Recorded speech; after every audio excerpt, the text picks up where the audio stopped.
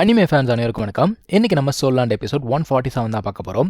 போன எபிசோட் எங்கே முடிஞ்சிருக்கோன்னா, அந்த தாங்மன் கிளான் அப்படிங்கிறது சக்ஸஸ்ஃபுல்லாக ஃபார்ம் பண்ணிட்டாங்க. இப்போ அடுத்து என்ன பண்ணுறாங்க, இவங்க அகாடமிக்கு வந்து சேர்றாங்க. அகாடமியில் ஏதோ ஒரு பிரச்சனை நடந்துகிட்டு இருக்கு. என்னடா அப்படின்னு பார்த்தா, அந்த 4 எலிமெண்ட் செக்டார் இருக்குல்ல, அவங்க வந்து சண்டை போட்டுட்ருக்காங்க. அதாவது ஃபெங் ஷாவுத்தியன் இருந்தான் இல்லையா, அவன் தான் வம்பு பண்ணிக்கிட்டு இருக்கான். ஃபேட்டி பார்க்குறான், டேய் நான் கூட யாரோன்னு நினச்சேன், நீங்கள் தானா? எதுக்குடா வந்திருக்கீங்க? 5 வருஷத்துக்கு முன்னாடி தோற்று போனீங்க, இப்போ மறுபடியும் சண்டை போடலான்னு வந்திருக்கீங்களா அப்படின்னு கேட்குறான். ஆக்சுவலாக இவனுங்க பார்த்தீங்கன்னா இன்னொரு எம்பையரில் தான் இருந்தாங்க. இந்த ஒரு ராஜா இருந்தார்ல, அவர் தான் வந்து இவங்களை இன்வைட் பண்ணியிருக்காரு இங்கே வந்து ஜாயின் பண்ணுறதுக்காக. அதான் இவனுங்க சொல்கிறானுங்க, உங்களெல்லாம் பார்த்துட்டு க்ரீட் பண்ணிட்டு போகலான்னு வந்தேன் அப்படிங்கிறானுங்க. ஆனால் இங்கே இருக்க ஸ்டூடெண்ட்ஸ் என்ன சொல்கிறாங்கன்னா, நீங்கள் வந்து பெட்ரோலில் இருந்தவங்களெல்லாம் அடிச்சுட்டு உள்ளுக்குள்ளே வம்படியாக வந்திருக்கீங்க, எங்களை எல்லாரையும் இன்ஜூர் பண்ணியிருக்கீங்க அப்படிங்கிறானுங்க. அந்த பொண்ணு என்ன சொல்கிறா, எப்பா உனக்கு இவ்வளோ பிரச்சனை இருந்ததுன்னு வச்சுக்கோங்க, உங்கள் ஆட்கள் 7 மான்ஸ்டர்ஸ் இருக்காங்கல்ல, தைரியம் இருந்தால் வர சொல்லு. ஏன்னா அவளுக்கு நல்லா தெரியும், மூபாய் ஜூஜிங் 2 பேரும் இங்கே கிடையாது, தங்சான் எங்கே இருக்கானே தெரியலையே அப்படிங்கிறா. அதான் ஃபேட்டி சொல்கிறான், நீ இன்னும் தங்சானை மறக்கலையா அப்படின்னு சொல்லிட்டு கேட்குறான். அந்த பொண்ணு என்ன சொல்கிறா, நான்சென்ஸ் மாதிரி பேசாத, நானும் ஃபெங் ஷாவுத்தினும் ஒன்றா இருக்கும் தெரியுமா அப்படின்னு சொல்லிட்டு சொல்லிக்கிட்டு இருக்கா. ஆனால் ஷாவு பாரு, தங்சான் உங்ககிட்ட எவ்வளோ நல்லா நடந்துக்கிட்டு இருந்தான், நீ என்னடனா அவனை கழட்டி விட்டு வேற ஏதோ பையன் கூட சுற்றிக்கிட்டு இருக்கியா அப்படின்னு சொல்லிட்டு கேட்குறா. இவனுங்க விழுந்து விழுந்து சிரிக்கிறானுங்க. இப்போ தங்சான் என்ன பண்ணுறான், முன்னுக்கு நடந்து வந்து தன்னை தானே இன்ட்ரடியூஸ் பண்ணிக்கிறான். என்னோட அப்பியரன்ஸ் மாறி போச்சு, அதனால் உங்களுக்கு தெரியல, நான் தான் தங்சான் அப்படிங்கிறான். இவனுங்களும் பார்க்குறானுங்க, ஓ நீ தான் தங்சானா, ஐயோ ஷாவை பற்றி தப்பாக பேசிட்டோமே அப்படின்னு சொல்லிட்டு ஒரு மன்னிப்பு அப்படிங்கிறது கேட்டுறானுங்க. ஷாவை பார்த்த உடனே ரோராங்க இருக்கா இல்லையா, ஓடி வந்து கட்டி பிடிச்சிக்கிறா. ஆனால் ஷாவு கிட்ட எந்த ஒரு ரியாக்ஷனும் இல்லைல்ல. அதான் தங்சான் சொல்கிறான், அவளுடைய பாடி மட்டும்தான் ரெக்கவர் ஆயிருக்கு, இன்னும் முழுசாக சோல் வந்து ஃபியூஸ் ஆகலை அப்படின்னு சொல்கிறான். அதான் அவன் சொல்கிறா, ஒன்றும் பிரச்சனை இல்லை, இதெல்லாமே நல்லதுக்கு தான் அப்படின்னு சொல்கிறா. இப்போ தங்சான் என்ன பண்ணுறான், ஃபெங் ஷாவுத்தியன் கிட்ட கேட்குறான், சரிப்பா நீங்கள் உண்மையாகவே எதுக்கு தான் வந்தீங்க அப்படின்னு கேட்கும்போது இவனுக்கு என்ன சொல்கிறானுங்க, நாங்கள் வந்து இங்கே மூவ் ஆகலான்னு இருக்கோம்.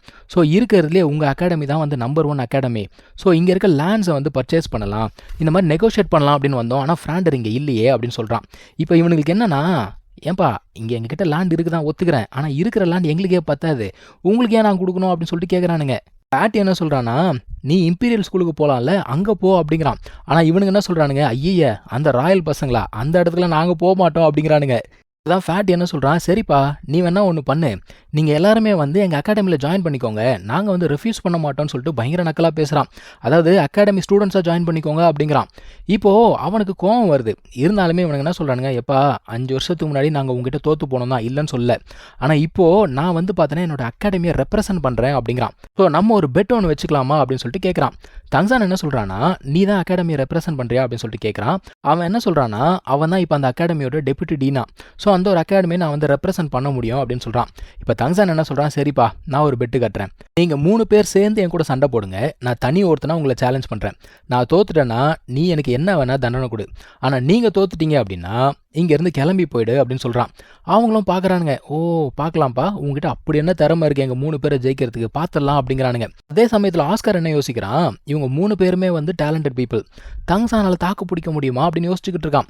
ஃபேட் என்ன சொல்கிறான், நீ தங்சானை பற்றியெல்லாம் கவலைப்படாத, அவன் ஒரு மான்ஸ்டர், நீ வா அப்படின்னு சொல்லிட்டு கூப்பிட்டு போயிடுறான். ஸோ தங்சானுமே ஷாவு இருக்கா இல்லையா, அவளை ரோராங் கிட்ட விட்டுட்டு சண்டை போகிறதுக்காக நடந்து போகிறான்.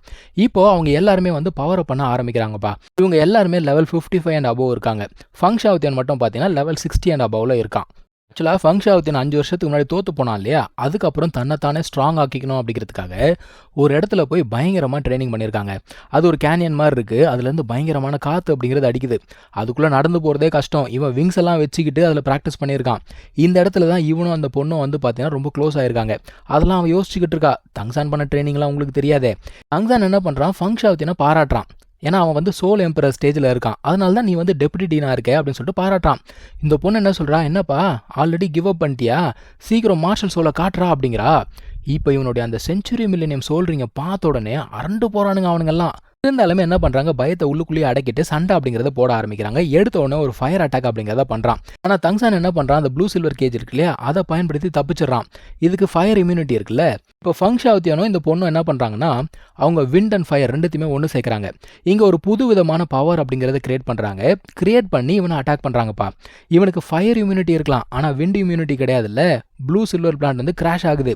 ஆனால் தங்சானு இதுக்காக தான்டா காத்துக்கிட்டு இருந்தேன் அப்படிங்கிற மாதிரி இவங்க அட்டாக் எல்லாத்தையுமே டாச் பண்ணி போய் அந்த காட் கில்லர் அட்டாக் வச்சு அடிச்சா பாருங்க ஃபெங் ஷாவுத்தியனை. கதி கலங்கி போயிட்டாங்க அவன். இப்போ மற்ற 2 பேர் என்ன பண்ணுறாங்க, தங்ஸானை கொலவெறி கொண்டு அட்டாக் பண்ண ஆரம்பிக்கிறாங்க. ஏன்னா ஃபங் ஷாவுத்தியன் வந்து அந்த 36 சாப்ஸ்ன்னு சொல்லிட்டு ஒரு அட்டாக் இருக்கும். அதுக்கு பவரை பண்ணிக்கிட்டு இருக்கான். அது வரைக்கும் இவனை சமாளிக்கணும் இல்லையா?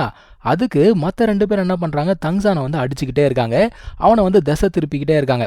ஆனால் தங்ஸான் என்ன பண்ணுறான், இந்த அட்டாக்கெல்லாம் வச்சு என்ன ஒன்றும் பண்ண முடியாதுடா அப்படிங்கிற மாதிரி அவங்க 2 பேரையும் வச்சு சிறப்பான சம்பவம் பண்ணி விட்டுறான். அதுக்கப்புறம் அந்த ப்ளூ சில்வர் பிளான்ட்ல பாய்சன் இருக்கு இல்லையா, அந்த பாய்சன் எஃபெக்டை வச்சு 2 பேரையும் ஒரு இடத்துல நிற்க வச்சிடறான். அடுத்து என்ன பண்ணுறான்னா, அவனோட ஈட்டி இருக்கு இல்லையா, அதை எடுத்துக்கிட்டு ஃபங் ஷாவுத்தியனை அட்டாக் பண்ணலாம் அப்படின்னு சொல்லிட்டு பறந்து போகிறான்.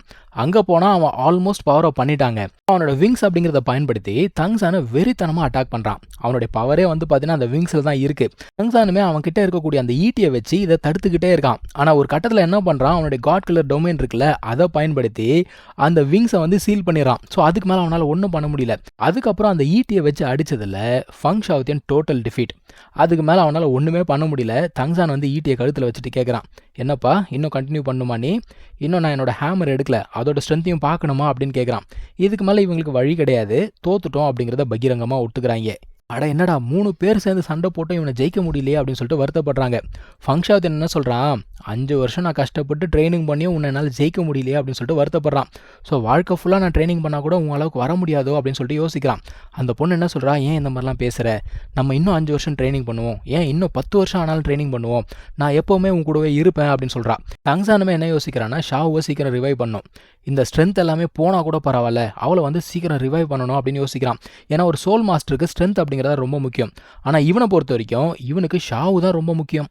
இப்போ என்னதான் இவங்க சண்டையில் தோத்துட்டா கூட இவங்க எல்லாரும் ஒன்றா உட்காந்து டீ அப்படிங்கிறத குடிச்சிக்கிட்டு இருக்காங்க. மறுபடியுமே அவன் என்ன கேட்குறான், இந்த மாதிரி நம்ம வந்து டிஸ்கஸ் பண்ணலாமா அப்படின்னு கேட்குறான். ஃபேட்டி வந்து பங்கமாக கலாச்சி விட்டுறான். இருந்தாலுமே தங்ஸான் என்ன கேட்குறான்னா, எப்பா நீ எதுக்காக மூவ் பண்ணுற, உண்மையை சொல்லு, நீ வரத்துக்கு காரணமே அந்த மார்ஷல் சோலால் தானே அப்படின்னு கேட்குறான். ஃபங் ஷாவுத்தியனுமே ஆமான்னு சொல்லிட்டு ஒத்துக்கிறான். ஏன்னா மார்ஷல் சோலால் என்ன பண்ணியிருக்காங்க, இவங்களை கண்டினியூஸாக ஃபோர்ஸ் பண்ணிக்கிட்டே இருக்காங்களாம், அவங்களுக்கு கீழே ஜாயின் பண்ணணும் அப்படின்னு சொல்லிட்டு. அதனால தான் இவங்க வந்து இந்த ஒரு இடத்துக்கு மூவ் பண்ணி வந்திருக்காங்க. தங்ஸான் வந்து இப்போதைக்கு இடம் அப்படிங்கிறத கொடுக்குற மாதிரி இல்லை. என்னதான் இவங்க ஃபியூச்சரில் இவங்களுக்கு ஒரு ஃப்ரெண்டாக இருந்தால் கூட இப்போதைக்கு நம்ம வந்து டாமினண்ட்டாக இருக்கணும் அப்படிங்கிற மாதிரி தான் தங்ஸான் யோசிச்சுக்கிட்டு இருக்கான். இருந்தாலுமே டீச்சர்ஸ் எல்லாம் திரும்ப வரட்டும். ஆனால் நம்ம ஃப்ராண்டர் இருக்காரு பாருங்க, அவர் டீல் பண்ணுற விதமே தனியாக இருக்கும். இவனுக்கு இப்படி சொன்ன உடனே மனுஷன் எங்கேயோ காட்டுக்குள்ளே இருக்கான், அந்த ஆளுக்கு தும்பல் வருது, மனுஷன் திரும்பி திரும்பி பார்த்துக்கிட்டு இருக்கான். இப்போ நெக்ஸ்ட் வந்து பார்த்தீங்கன்னா தாங்மன் கிளான் பற்றி தான் பேசிக்கிட்டு இருக்காங்க. ஏன்னா இப்போ ஒரு ட்ரிப் ஒன்று போயிட்டு வந்தாங்கல்ல, ரொம்ப சக்ஸஸ்ஃபுல்லான ஒரு ட்ரிப் அது. ஆஸ்கார் கேட்குறான், சரி நம்ம எப்போ மூவ் ஆக போகிறோம் அப்படின்னு கேட்கும்பொழுது தங்ஸான் என்ன சொல்கிறாங்கன்னா, டீச்சர்ஸ்லாம் முதல்ல திரும்ப வரட்டும், ஏன்னா நம்ம இல்லாதப்போ யார் யாரோ வந்து நம்மளை புள்ளி பண்ணிக்கிட்டே இருக்காங்க, இப்போ டீச்சர்ஸ் வர வரைக்கும் வெயிட் பண்ணலாம் அப்படின்னு சொல்கிறான். ஆனால் இவன் என்ன சொல்கிறா, ரோராங்க நான் வேணா கிராண்ட் பாவை இங்கே கூட்டு வரவா அப்படின்னு சொல்லிட்டு கேட்குறா. யார் அந்த போன் தோல் இருக்கார்ல, அவரை கூட்டு வந்து காவலுக்கு வைக்கலாம் அப்படின்னு சொன்ன உடனே தங்ஸான் என்ன சொல்கிறான், இந்த ஐடியா நல்லா இருக்குது, அவர் மட்டும் வரன்னு ஒத்துக்கிட்டா நம்ம வந்து வேற ஒரு இடத்துக்கு போக வேண்டியிருக்கு, நம்ம போயிட்டு வந்துடலாம் அப்படிங்கிறான். எங்கடா போனோம் அப்படின்னு கேட்டால் ஒரு நெடுந்தூரம் பயணம் இருக்கான். அதாவது தாங்மன் கிளானுக்கு ஹிடன் வெப்பன் செய்யறதுக்கு இவங்களுக்கு மெட்டல்ஸ் தேவை இல்லையா, அந்த மெட்டல் எங்கே வாங்குறது, மெட்டல் சிட்டி அப்படின்னு சொல்லிட்டு ஒரு இடம் இருக்குது, அந்த இடத்துக்கு போயிட்டு வரணும் அப்படின்னு சொல்கிறான். அது மட்டும் இல்லாமல் நிங் இருக்கார்ல, ஆல்ரெடி ரோராங் கிட்ட ஃபண்ட்ஸ் அப்படிங்கிறது கொடுத்து வச்சிருக்காரு. ஓகேன்னு சொல்லிட்டு ரோராங்குமே என்ன பண்ணுறான், நான் போய் கிராண்ட்பா கூட்டு வரேன் அப்படின்னு சொல்லிட்டு கிளம்பி போயிட்டா. இப்போது தங்ஸான் கேட்குறான், சரி சிட்டியில் நிலவரம் எப்படி இருக்குது அப்படின்னு கேட்டால் சிட்டி வந்து பீஸ்ஃபுல்லாக தான் இருக்குது, ஆனால் அந்த ராஜா குடும்பம் இருக்கு இல்லையா, அங்கே தான் கலவரமாக போய்கிட்டு இருக்கு. ராஜாவுக்கு உடம்பு சரியில்லை, ஆனால் அவருக்கு என்ன பிரச்சனை அப்படிங்கிறத யாராலையுமே கண்டுபிடிக்க முடியல, க்யூர் பண்ணவும் முடியலையா. ஸோ ஏகப்பட்ட பிரச்சனைகள் வரப்போகுது அப்படிங்கிறது மட்டும் இவங்களுக்கு நல்லா தெரியுது. இங்கே தான் இந்த ஒரு எபிசோட முடியுதுங்க. நம்ம அடுத்த எபிசோடில் மீட் பண்ணலாம். தேங்க்யூ ஸோ மச் ஃபார் வாட்சிங். Take care. பை.